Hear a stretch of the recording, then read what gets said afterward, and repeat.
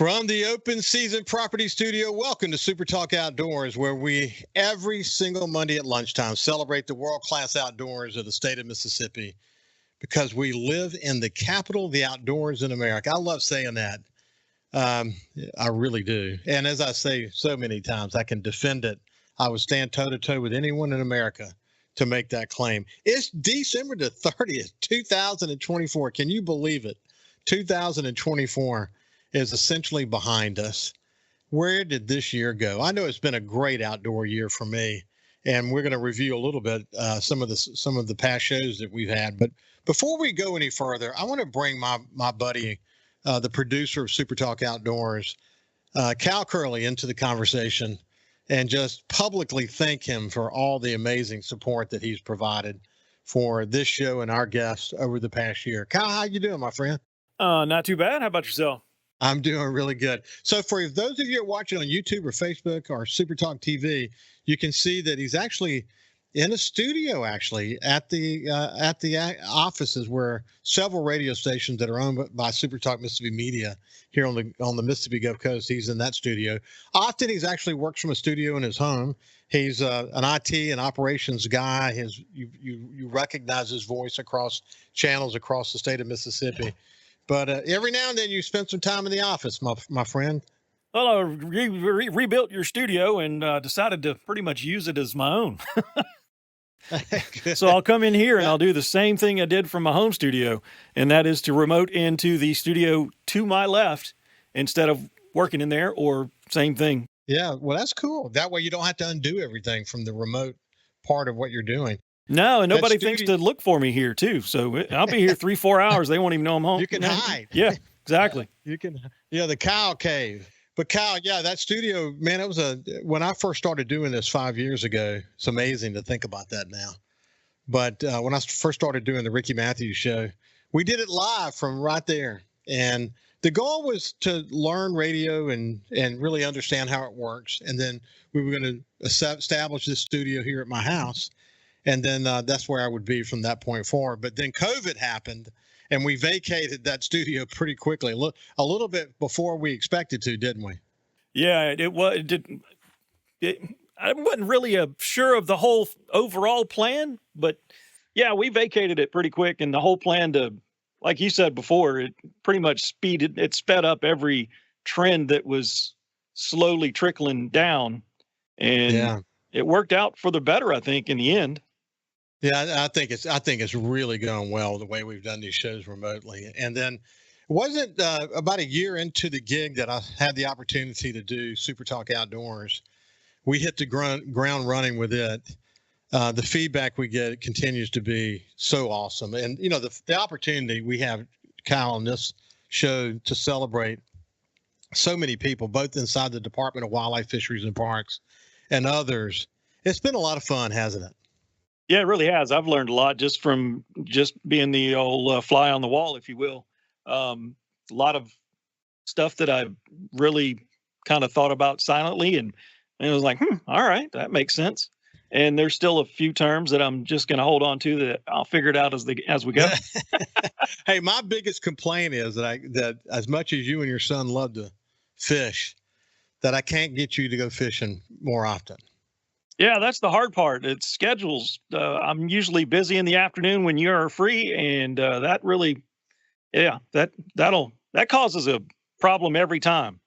And your son's a great athlete, so you know that extracurricular activity around sports is a pretty significant deal, isn't it?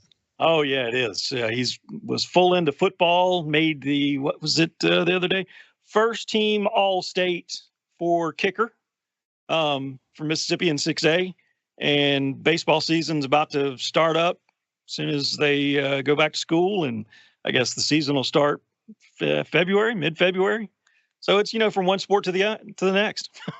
Hey, listen, my son Jordan was a kicker at St. Patrick, and every time, whether it was an extra point or field goal, every time he went to kick the ball, we almost got sick. Yeah. The tension. Do you know the feeling, don't you? Oh yeah, I know that feeling all too well. Our football team this year we didn't really go for a whole lot of field goals per se, because our coach was just full on pedal to the metal. And if it's 4th and 3, I'm going to go for it. And just because he wanted to give the running back the ball. But, when he was out there, I think he recovered 2 onside kicks himself. Every one of his kicks were put inside the 10-yard line. I mean, when they weren't telling him to pooch kick it. He was ready to do. He wanted all season to be able to roll out and throw a pass. They never did let him do that. Well, because this is baseball experience, I'm sure he had the arm to do it. Well, that's what the thing was the kicking coach, special teams coach, was telling their head coach that he can throw that ball. He was ready to do it. And Coach Patrick said, well, they don't have him playing third base for nothing. He's got the strength. They just never would. I don't know what it is. Coach Patrick was full offense. He wanted to give the running backs the ball. And, rightfully so. We have Desi's classmate is probably the top rusher in the coast. I'm really looking forward to seeing where they both end up going in with football in mind. That's going to be fun to watch. And again, the only issue with all of that is that he doesn't get to spend more time fishing and enjoying the outdoors. But, if you look back last week with Houston Havens, the week before, of course, we talked about duck.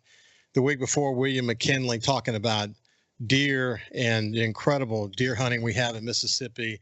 Then I had Scott Coopwood. And the week before that, the chairman of the Department of Wildlife, Fisheries, and Parks Commission.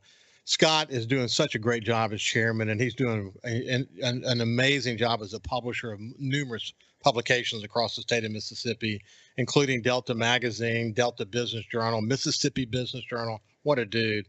Had the opportunity to introduce my friend Mark Creech to the audience. I call him MacGyver. He's a dear friend, and he's the kind of guy you can ask to do anything. So what a joy that's been. In fact, I got a note from someone yesterday that listened to the show and really enjoyed getting to know him. Major Chris Reed, Will Primos, and Cuz Strickland. I mean, look, we've had some great guests. I certainly can't leave Jordan Blissett and Lake Pickle out of the conversation. We're lucky to have access to all of these people who love Mississippi's outdoors.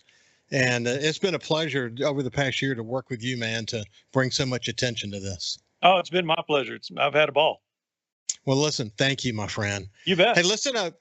Again, we're coming to the end of the year, and you don't typically think of fishing in coastal Mississippi this time of the year.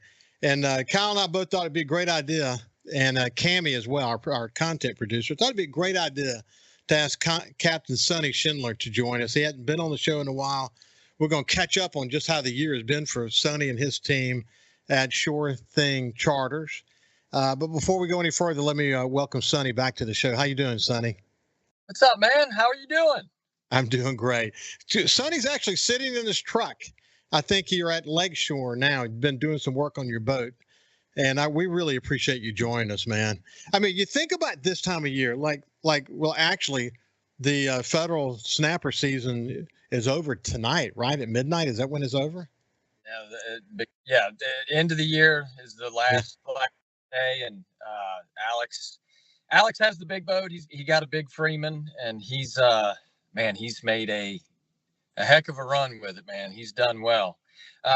If you don't mind, can I thank Kyle too? Kyle, please. Kyle, I don't know if you remember this. May 26th, Shuckers game. I was there, and it happened to be my anniversary, and you put mine and my wife's name on that Jumbotron. The evening ended well. Thank you, my friend. I don't know if I ever told you that. Kyle put the happy anniversary, Stephanie and Sonny. It was our 17th anniversary while we were at the Shuckers game. So that's awesome. Yeah, I do remember that. And I remember you even posted it on Facebook afterwards, and I saw that. Man, so yeah, not a problem. You. It was awesome. Cal does music, public address for Shuckers games. He does it for other sports as well, but he also does music in the Superdome during Saints games. So he's literally the jack of all trades. Yeah, and that's going to be my new nickname is Game Day DJ. There you go. That's it. That's what it needs to be. Talking about snapper, but I didn't want to not thank you for that. So thank you, Kyle. Oh yeah, not a problem. My pleasure. Hey, we'll say, Sonny, we'll actually circle back and talk about snapper a little bit more, because that the ability to expand your fleet has really I think diversify the offerings of sure thing charters. But before we do that, why don't you tell people about, what about the business? Yeah. So we are wrapping up year 22, I think. 21 or 22 or beginning 22.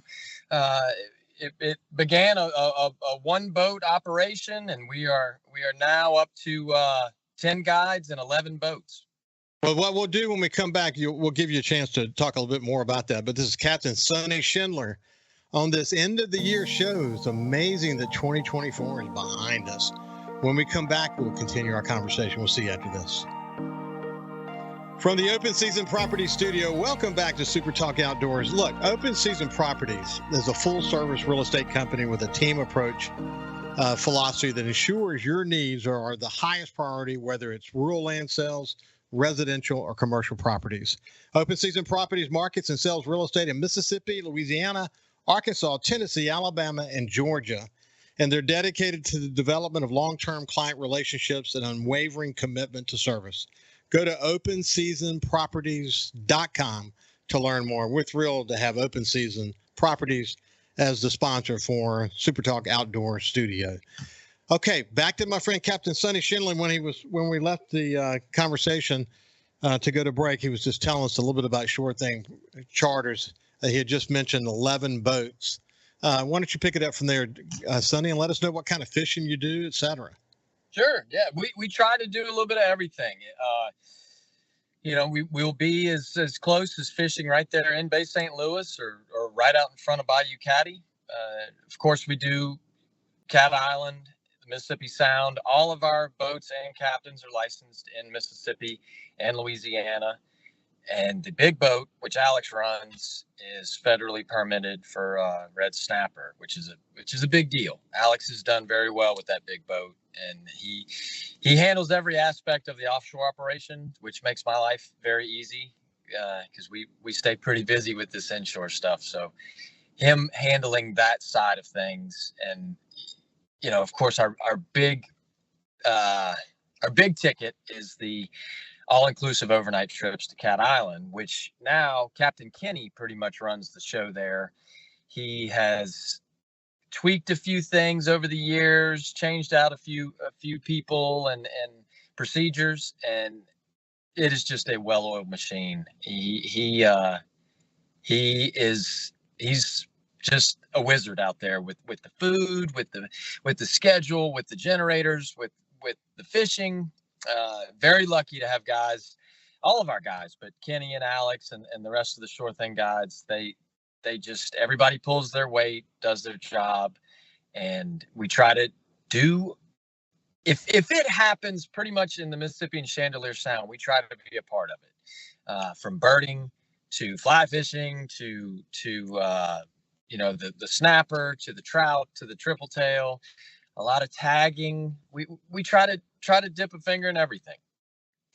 Well, look, I know, this day of social media and the internet and all of that, people do their homework. And a lot of the folks that are coming to fish with you guys who stay overnight with you at the house on Cat Island, they've experienced it before. But every now and then you get a new one, and they kind of, again, they're going to do their homework. They still have to be blown away when they get there because it's just such a special place.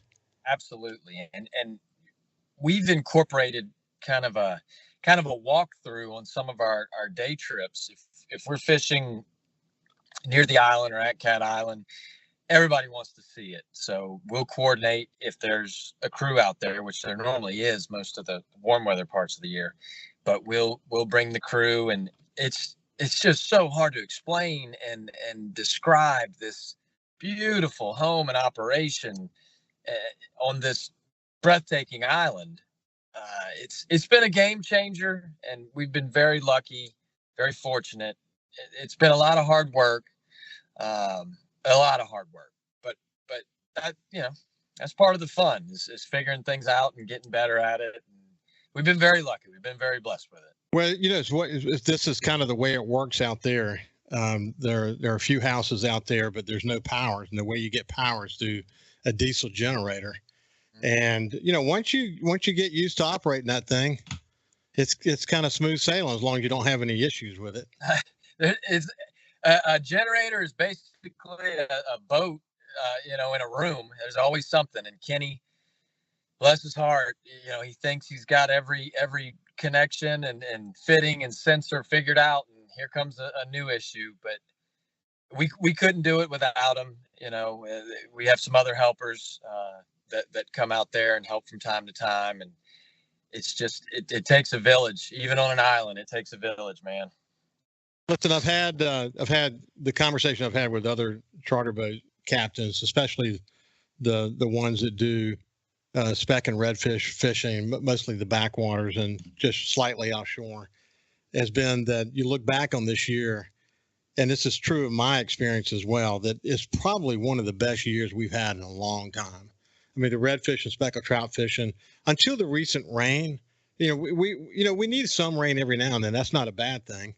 But, there's been bait, the resurgence of bait, both shrimp and pogies and whatever else. It's just been a great year. The salinities have been up, the water has been clear for the most part, and the fish have been there. That really tells the story, doesn't it? It does. I think I know where we're going with this, but we haven't had a large freshwater intrusion in a couple of years. So I'll leave it at that. I don't want to pick a fight here before the new year, but no, that when that salinity stays right and Mother Nature's out there doing her thing and the oysters are doing their thing and the barnacles and the shrimp and the crabs and the minnows,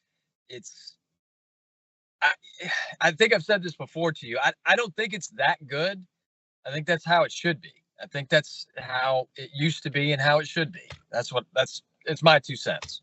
Isn't it amazing though? Just a quick summary. The Bonnie Carey Spillway, the spillway, if you've driven from New Orleans to Baton Rouge, you actually drive across it on the interstate. When the water in the Mississippi River gets up to a certain level, they actually open the Bonnie Carey Spillway to protect the city of New Orleans. But what they end up doing is dumping an unprecedented amount of fresh, polluted water into the Mississippi Sound. And one year they had to open it twice, and it just decimated the fishery in coastal Mississippi. What's great about it, of course, there's an organization that has come up out of that, and they're really focused on making sure that the Mississippi Sound is part of the environmental assessment, and they've been successful in getting that done.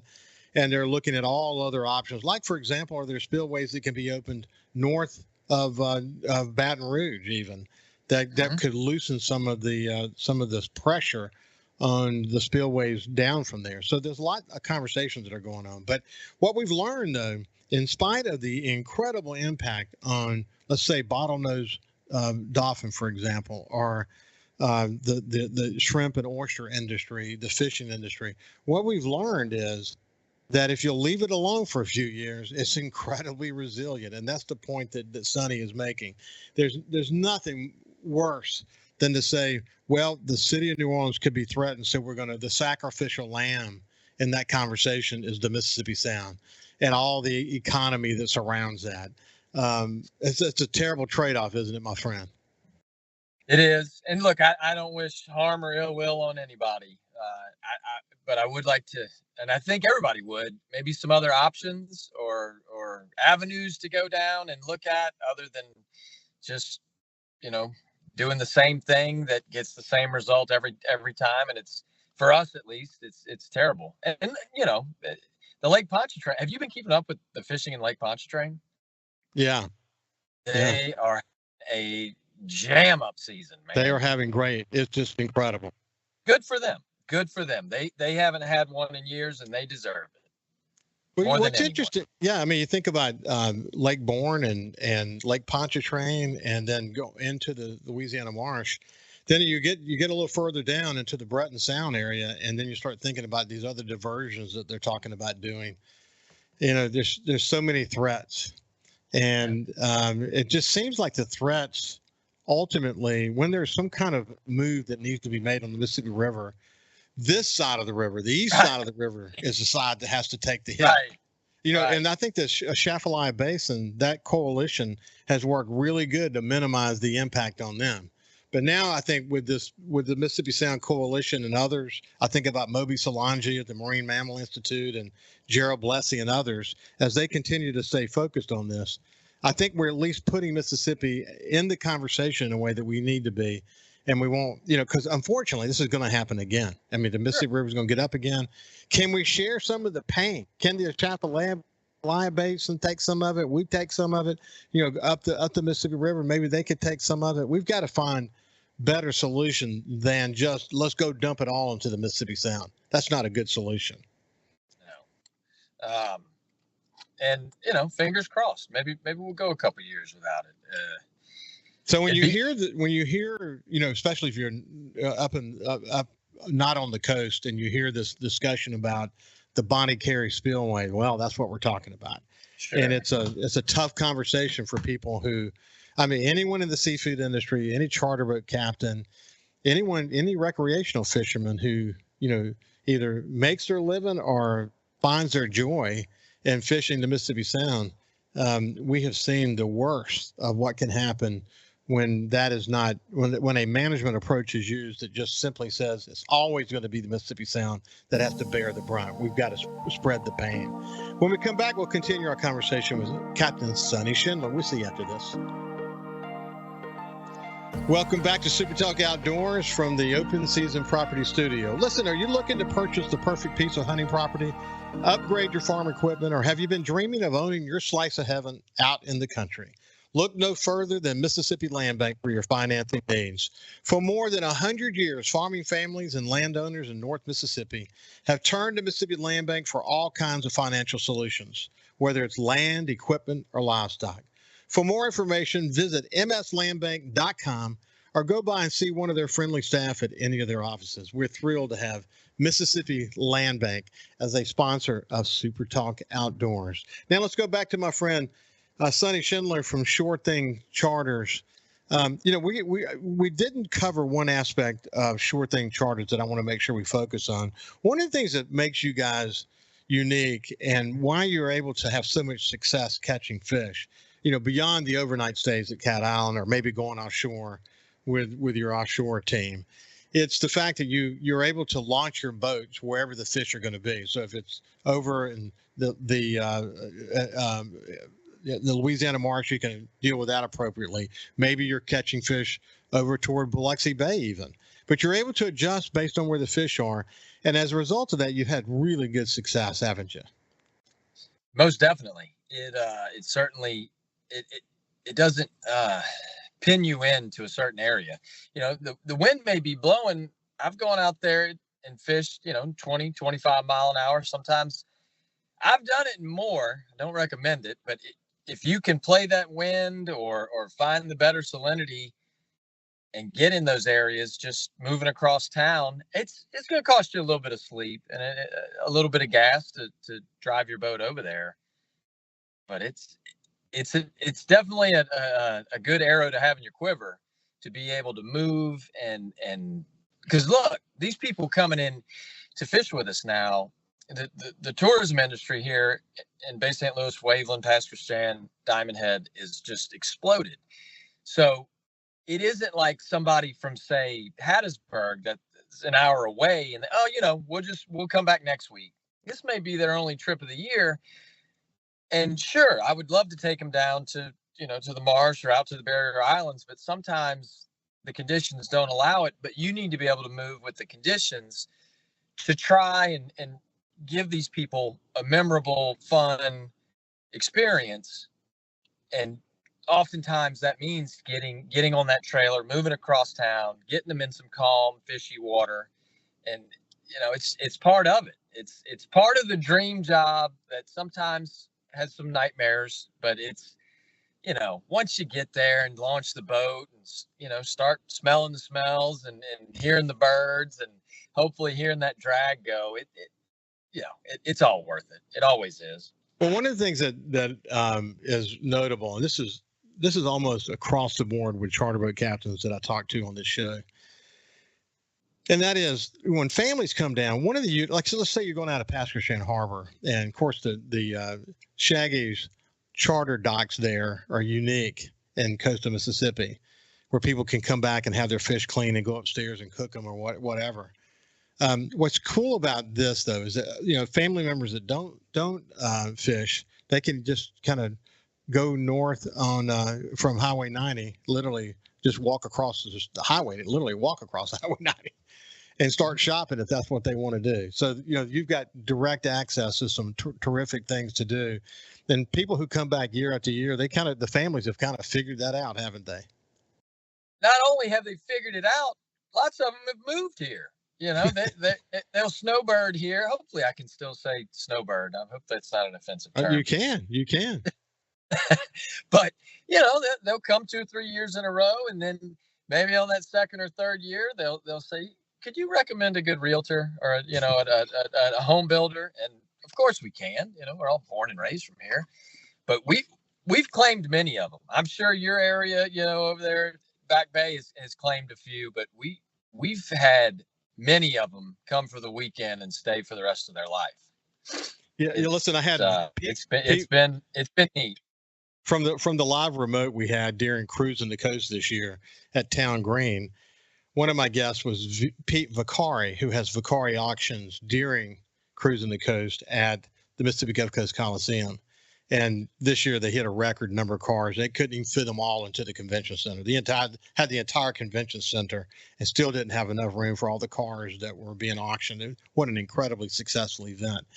But in my conversation with Woody Bailey, who's head of Cruising the Coast, he's often said that the impact is somewhere between $30 and $40 million just from that week-long Cruising the Coast.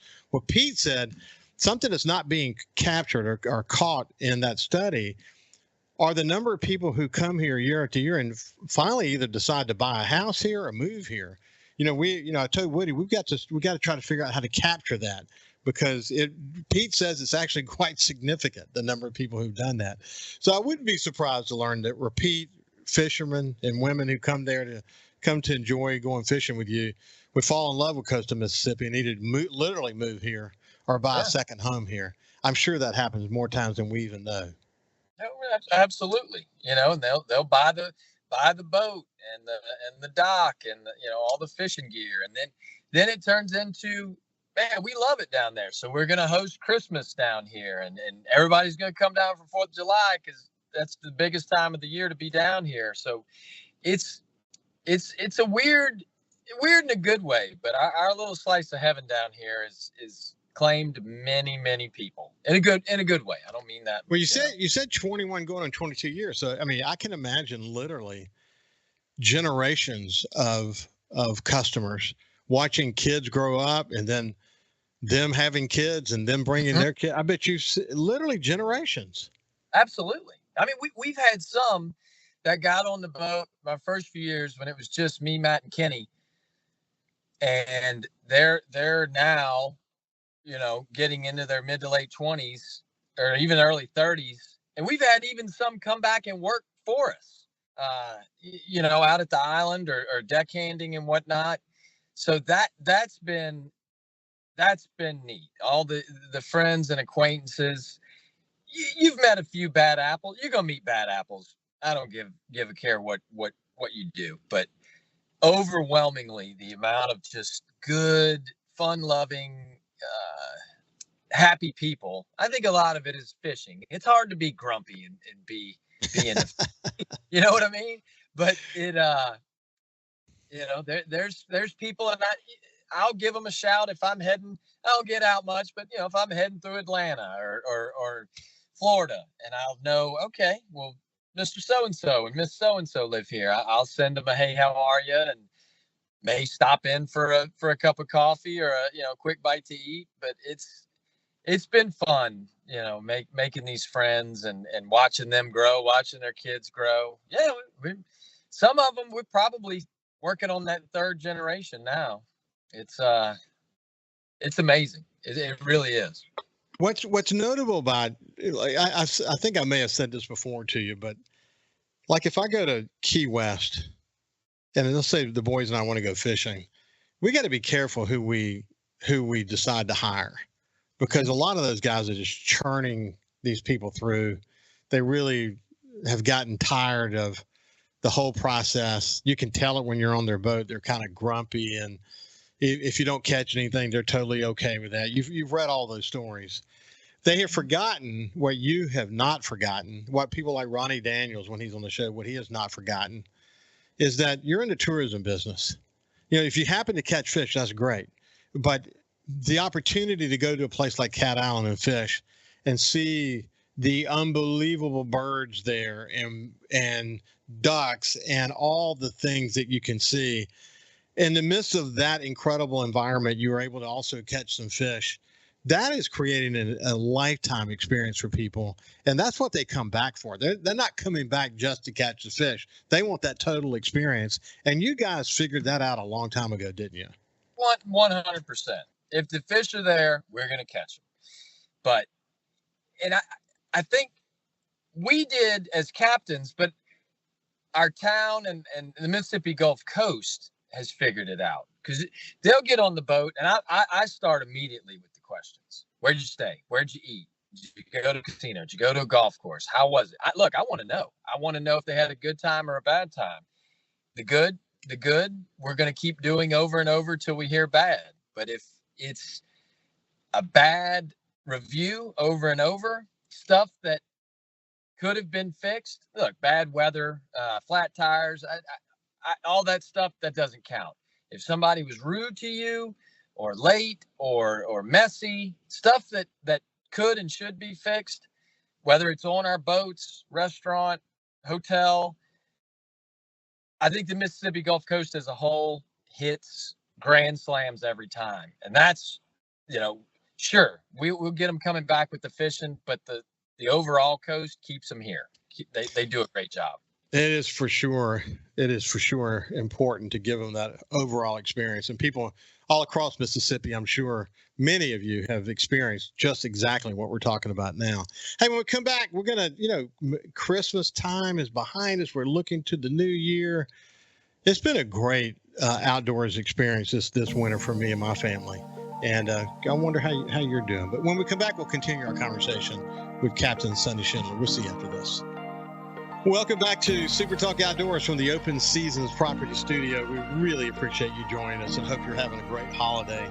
Listen, in a world where honesty and dependability are rare, Austin Seals and Jordan Blissett of Open Season Properties stands out with their commitment to integrity and hard work.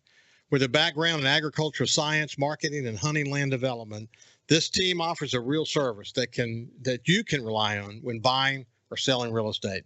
Whether it's your family property or your first piece of ground, they understand the significance of every transaction.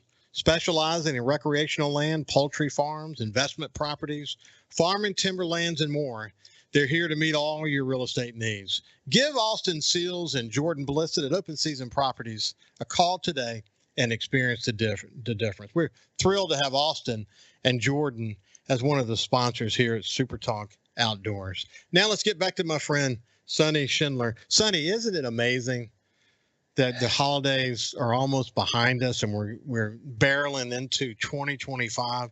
Where did 2024 go, my friend? They get quicker and quicker. It was a good one. I mean, minimal complaints and lots of good, man. The fishing was. How was your red fishing this year? Oh, great! Yeah? Really good. Yeah, I mean, we every time we went out, we caught fish every single time. Redfish, speckled trout, and then when we get into hunting season, and I'm the luckiest hunter you'll ever meet. I always, this little family hunting club that I have, I always pick the stand last. I let everybody go wherever they want to go. It minimizes the choices that I have, and I just pick and I get lucky. So, last year I killed a 160-inch buck. And then a couple of weeks ago, I had the opportunity to take a 145-inch 10-point old ancient deer, one eye. It had been battling like crazy. But we've had great duck hunts, man. My grandson shot his first deer. He's only 7, shot his first doe. And, just the camaraderie. For me, I've said it on the show a bunch of times, but for me, the outdoors is sort of the glue that brings us together. It brings the family together, brings my best friends together, gives us a chance to spend time together. I have no interest in hunting alone. I won't even go to the camp if I don't have somebody coming up there with me. I just don't want to be there alone. Now, if it's during the off season when we got work to do, I don't have a problem with that. But during the hunting season, I want to share it with others. I want to celebrate other people's harvest and rag people and have fun and laugh and cook out around the fire and sit around the fire and enjoy just being together. And that's what the outdoor experience is for me. And I honestly, Sonny, can't get enough of it. One of my favorite things, I don't hunt as much as the rest of our guides do, but few times I go, probably one of my favorite things is riding to the camp, just getting in the truck, putting the phones away, and hearing all the stories and what you've been up to, man. How's your kids? How's the wife? How's mom, dad? And just like you and I are talking, these stories will branch off from how's the wife to all these crazy adventures and amazing stories. And yeah, the one place I hunt, got to go to last year, it's probably 3-4 hours away.